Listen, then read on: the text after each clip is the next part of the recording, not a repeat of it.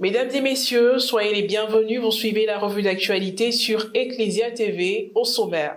Ce mardi 24 janvier, s'est officiellement ouverte dans l'archidiocèse de Bouaké la 122e assemblée plénière des évêques catholiques de Côte d'Ivoire.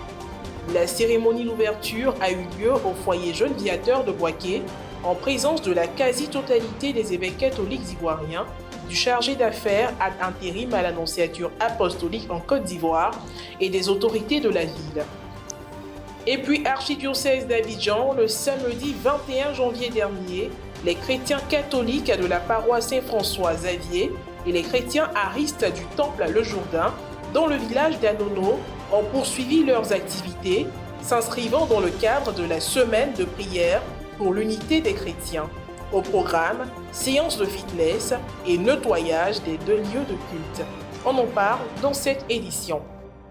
Depuis le lundi 23 janvier dernier, les archevêques et évêques catholiques ivoiriens sont arrivés au foyer Jeune Viateur de Bouaké. Toute une organisation a été mise en place pour que les conditions soient réunies en vue du bon déroulement des travaux de la 122e assemblée plénière de l'épiscopat ivoirien qui se tient dans l'archidiocèse. Les réflexions seront menées sur la vie de l'Église et de la nation ivoirienne.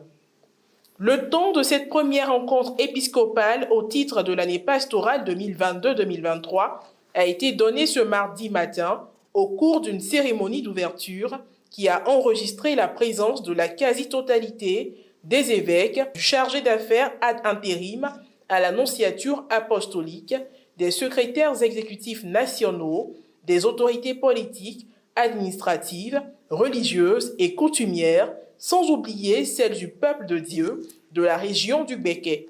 La cérémonie officielle d'ouverture a été meublée par des allocutions.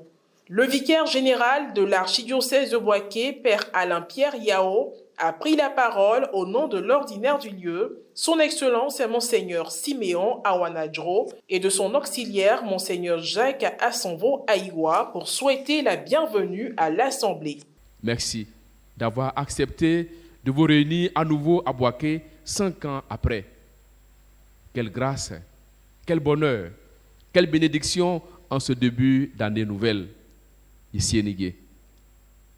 Érigé en diocèse, le 14 septembre 1955, l'archidiocèse de Bouaké comporte 24 communautés religieuses masculines et féminines et 41 paroisses réparties sur 4 doyennés et tenues par 75 prêtres diocésains et 39 prêtres missionnaires. Avec nos 62 grands séminaristes, dont 11 diacres, nous appréhendons le futur de notre église diocésaine avec beaucoup d'espoir. Ont suivi les interventions respectives du maire de Bouaké, M. Nicolas Djibo, et du ministre-gouverneur, M. Jean-Claude Kouassi. Le chargé d'affaires ad intérim à l'annonciature apostolique de Côte d'Ivoire, Père Arthur Kola, a également fait une adresse. La dernière intervention a été celle de son Excellence Monseigneur Ignace Besti-Dobo, archevêque métropolitain de Korogo et président de la conférence des évêques catholiques de Côte d'Ivoire, qui a ouvert officiellement les travaux de cette 122e assemblée plénière. La force transformatrice du synode en cours de préparation se fait sentir dans un style de vie en Église. La marche ensemble se rend plus visible dans nos communautés avec un peu plus de bonheur, l'intérêt pour la communion dans la diversité devenant plus palpable. Le rapport à l'autorité est revêtu d'humilité. Le désir de participation des laïcs à la vie de l'Église rencontre l'ouverture des clercs. Les clercs, parmi lesquels les prêtres, ont un rôle de première ligne dans la mise en œuvre d'une Église synodale. Le secrétariat général du synode les a exhortés à prendre la place qui est la leur dans ce processus synodal qui conduira à une conversion missionnaire et pastorale de tous les membres de l'Église. Priez, particulièrement cette semaine, pour l'unité des chrétiens, dont l'urgence se dévoile dans ce contexte du processus synodal en cours et qui nous fait reprendre conscience que tous, nous devons marcher ensemble dans la communion vers le royaume du Père. En vous remerciant pour votre présence et attention, je déclare ouverts les travaux de la 122e Assemblée plénière de la Conférence des évêques catholiques de Côte d'Ivoire. Je vous remercie. Soulignons que dans la soirée, la messe d'ouverture solennelle a été célébrée à la paroisse Saint-Martin au quartier Air France de Boaké. Tout autre sujet à présent, toujours dans un esprit de vivre ensemble, les communautés catholiques et aristes du village d'Anono ont poursuivi leurs activités au programme de la semaine de prière pour l'unité des chrétiens.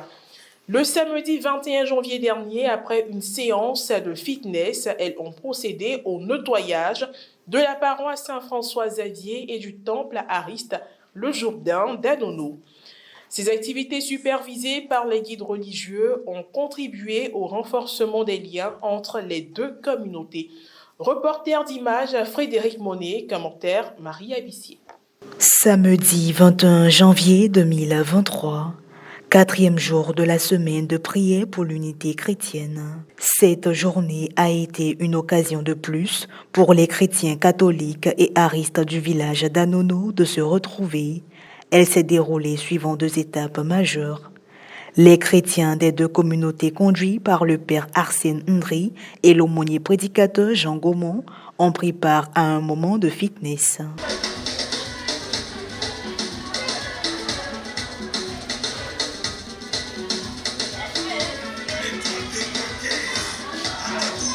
Nous sommes réunis dans le cadre des activités marquant la semaine de prière pour l'unité des chrétiens.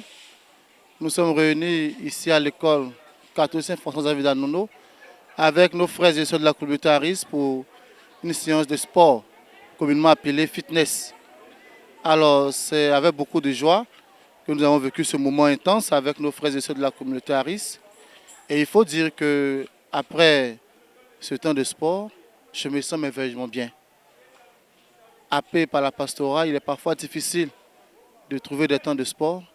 Et dans le cadre de cette semaine de prière avec nos frères aristes, nous sommes heureux de nous retrouver et de profiter de cette journée pour pouvoir resserrer nos liens d'amitié et de fraternité et aussi de faire le sport qui est gage de santé. Le sport est rassembleur, n'est-ce pas? Le sport est rassembleur. Pendant le sport, on se frotte à d'autres personnes. Le sport est facteur de cohésion sociale. Le sport nous permet, n'est-ce pas, de tisser encore d'autres amitiés. Et donc, faire le sport avec la communauté catholique et les aristes et les catholiques se mettre ensemble pour faire le sport, c'est encore être un peu plus à proximité les uns des autres. Voilà, être plus proches les uns des autres. Et aujourd'hui, c'est un plaisir pour nous que de nous retrouver tous ensemble pour partager cet instant-là de sport. Suite à la première activité, les chrétiens catholiques se sont rendus au temple ariste Le Jourdain et les chrétiens aristes à la paroisse Saint-François-Xavier pour un grand nettoyage, toujours guidés par les responsables religieux. D'autres impressions après la deuxième activité. Nous sommes venus en nombre important à l'église, au temple ariste d'Anono, dans le cadre de la semaine de prière. Donc nous sommes venus répondre à leur appel pour montrer que nous sommes un, que nous coopérons, aristes et catholiques, au niveau du village d'Anono.